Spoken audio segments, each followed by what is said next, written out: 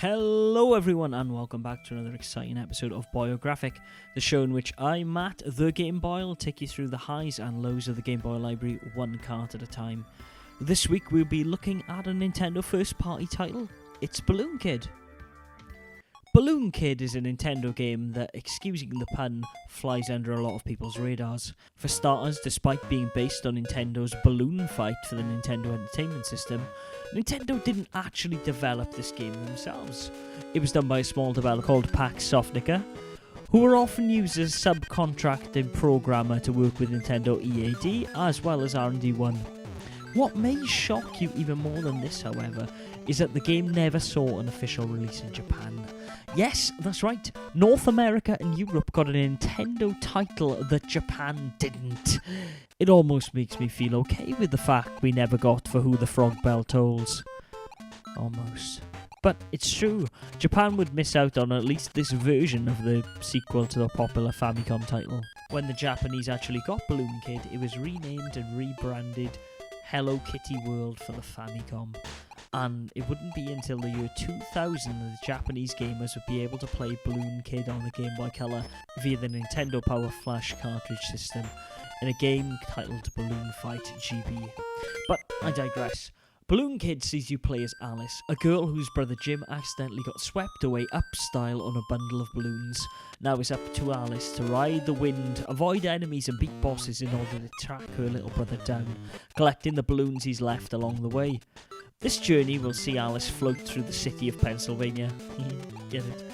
A forest, the ocean, a belly of a giant whale, an icy mountain, caves, and finally through an industrial zone in order to reach her long-lost sibling.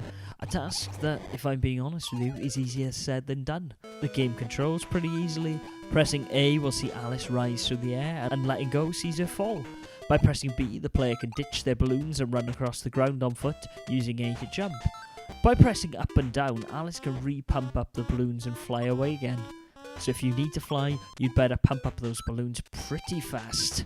While Balloon Kid does have some nice visuals, you'll spend most of your time avoiding these sprites, giving you little time to enjoying them, as the game offers you no projectile attacks to defend yourself.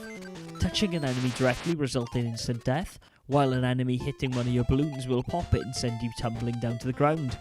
If you land on a platform, you can pump up the balloon and try again, but if you hit water, you're going to get eaten up by the huge fish that rears his head when you get too close to the bottom of the screen, and also stars on the box's cover art. This makes the game's 4 boss battles all the more odd. As to hurt the bosses, you will need to fall on their heads repeatedly like in most platform games. Unfortunately, when you ditch your balloons to do this, the controls feel incredibly floaty, so you can easily jump over their heads and into the water, or run too fast and directly into the boss, and this is a problem. The game's ice stages require you to ditch your balloons entirely and treat the game like a platformer, but the mechanics just aren't really up to the task, meaning you will spend a lot of time dying until you get it right. As for extra lives, you're rewarding them for scoring points in the game by catching floating hearts around the levels or winning the game's various mini-games. The game is a bit of a stickler for continues, however. Try to score high as you can in the first run through to get continues to the later levels, as you're gonna need them. The game's score is also very nice, as it features the work of Hirokazu Tanaka, the man who scored Metroid, Duck Hunt and even Tetris. In addition to the main game, there's also a 2-player mode that feels a lot like Game A and Game B from Balloon Fight, and also the NES game's Balloon Trip mode makes an appearance, which is a fun and refreshing palette cleanser between game over screens in the single player. If you have a lot of patience, a love of steady hand games, or the ability to enjoy a game casually for a short period of time, then Balloon Kid might be a wise investment. However, if you're looking for something easily beatable and is on par with Nintendo's usual output, then you might want to look elsewhere.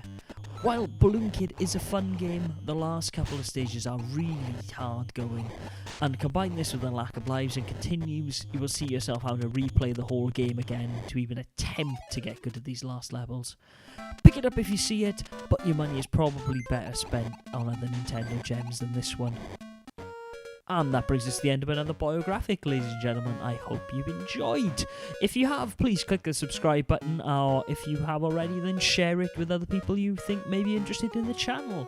You can check out some of our other videos, such as a Boyographic video like the one you just watched, a review of a hit Game Boy cartridge, which comes out every Friday. You can also check out a Boy Curious video in which I look at some of the oddities and bootlegs of the Game Boy system, as well as All the Glory, a series of long plays in which I cut out all of the deaths and give you guys all of the glory. Until then, you can find me on Twitter at Gameboy or at TMAcast, which is the Twitter for a podcast I do called Tom and Matt Attack, which comes out every Sunday on iTunes and Stitcher. Go check it out. Until next week, Game Boys and Girls, game on.